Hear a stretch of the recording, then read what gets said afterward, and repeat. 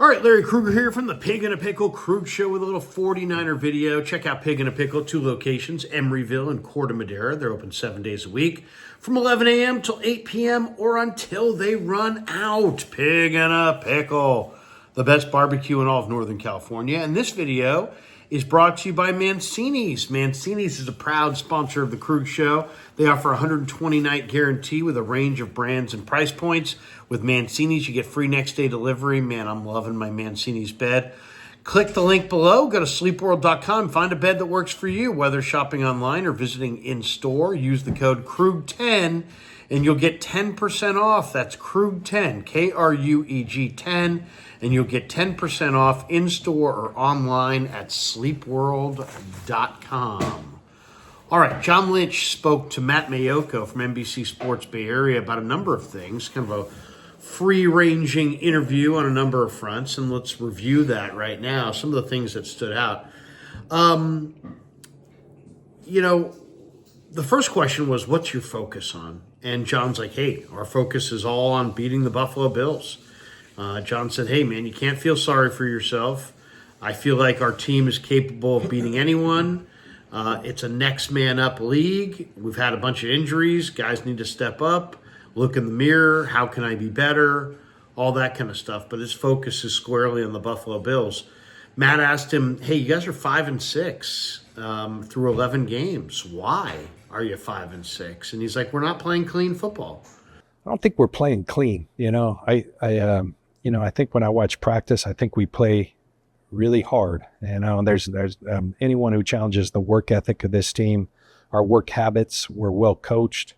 For whatever reason, we haven't been a very disciplined football team, and that goes right down to the end in terms of finishing. Everybody knows what has ailed us thus far. We've 3 division games where we've been up in the fourth quarter. When you're a good team, you have to put people away. Everybody in this league has good players. Everybody in this league's got a lot of pride.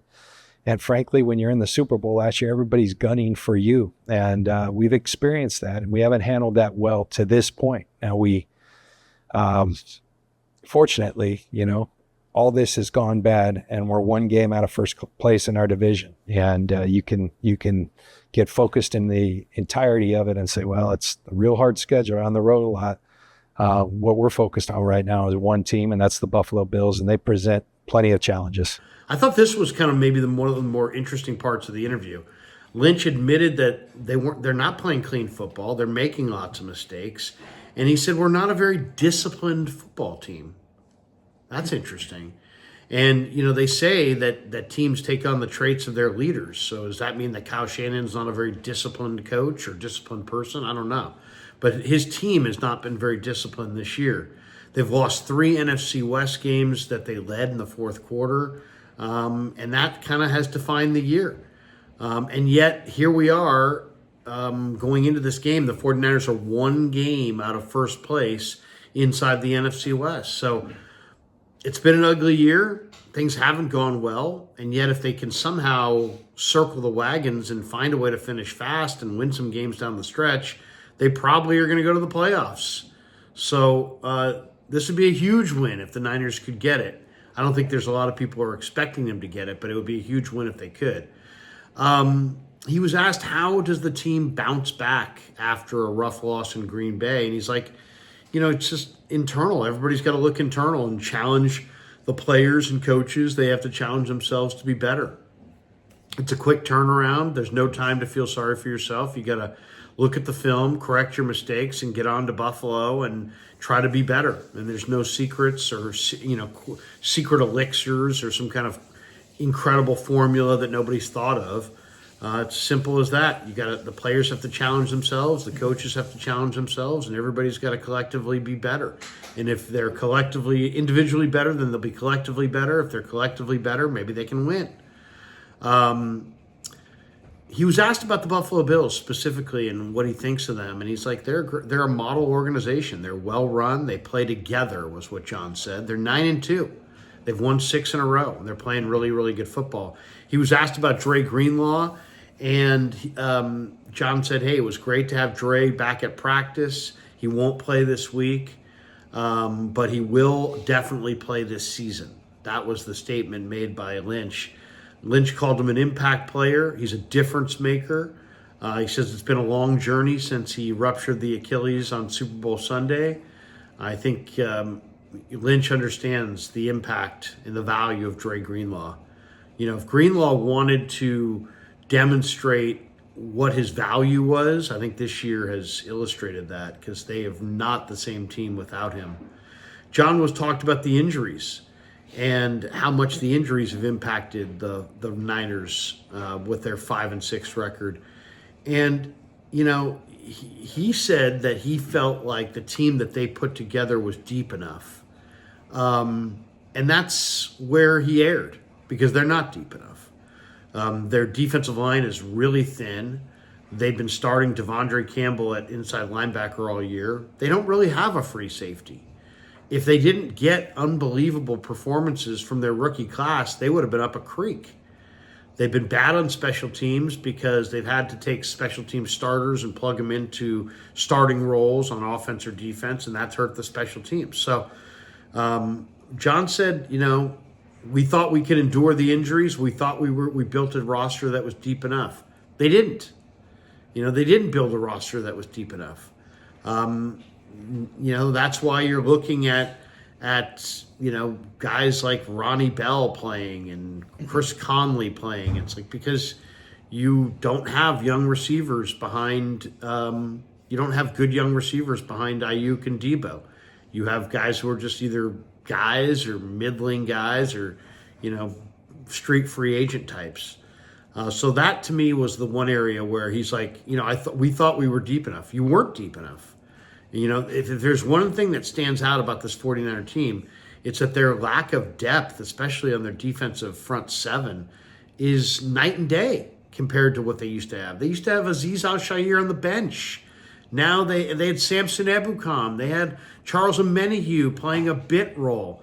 Now they're literally signing guys and playing them significant snaps the very next week. So I thought that was interesting. John said, hey, I thought we were deep enough. They're not deep enough.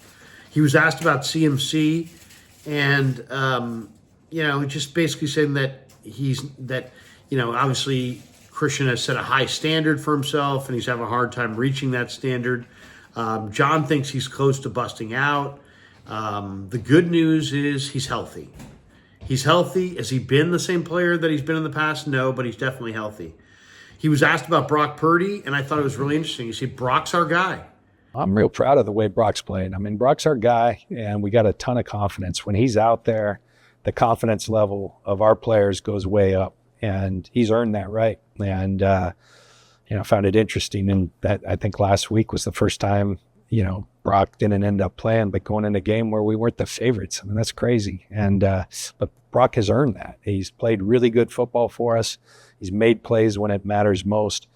You look at our numbers, I think we're the number 4 ranked offense in football, but those rankings don't mean a whole lot. There's little things that, it's about points scored and things. We haven't been as good in the red zone. So there's tangible things, but I think I'm proud of Brock and the way he's played. And we've missed. I mean, Trent was out this last game. Christian missed a big chunk. Brandon's missed a big chunk. That's part of it. Brock doesn't look at that as an excuse. And I think Brock's played a lot of good football. So, he said he's proud of how Brock's played. They have the number 4 offense in the league as far as yards. They haven't been as good as far as points because they're not as good in the red zone. But I thought it was very clear when he says Brock's our guy, it doesn't sound like, Brock's on the verge of being shipped out or, Brock Purdy is the 49ers starting quarterback going forward. And I think they're really happy with that. He was asked about the 2024 draft class, and he said the word that sticks out with these guys is character. And I think that's really it.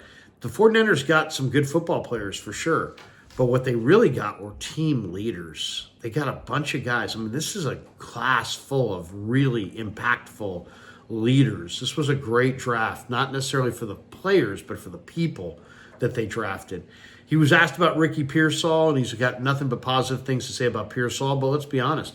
Pearsall's got to produce. He was a first-round draft choice, and he hasn't really produced much. John and the organization's thrilled with him. They love him. They think he's going to be a really good football player. I hope they're right. To this point, we haven't really seen it. And And Matt asked him, what are some positives? And John mentioned Leonard Floyd and Gross Matos, obviously the draft class, as some of the things that have been positives this year.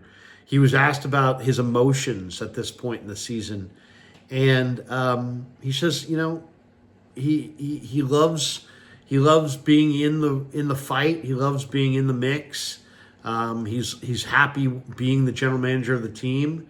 And he added that he's looking for the leaders of the team to step up this week and help them get a win in Buffalo.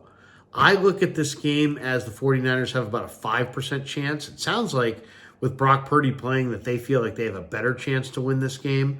I will say this, Buffalo does allow 4.9 yards per carry to opposing running backs. It's the third worst number in the league. If the Niners could, for whatever reason, get a lead and use all of their backs and run the ball effectively, and were plus 1 or 2 at the end of the day turnover-wise, they could win this game. They could go to Buffalo, run the heck out of it, and get a couple turnovers and win the game. Is it going to happen? I would give it probably less than a 10% chance of happening, but it's possible. So there you go. Thanks to Pig in a Pickle for being the title sponsor of The Krug Show. Thanks to Mancini's for sponsoring this video. Thanks to all of you guys for supporting The Krug Show on YouTube.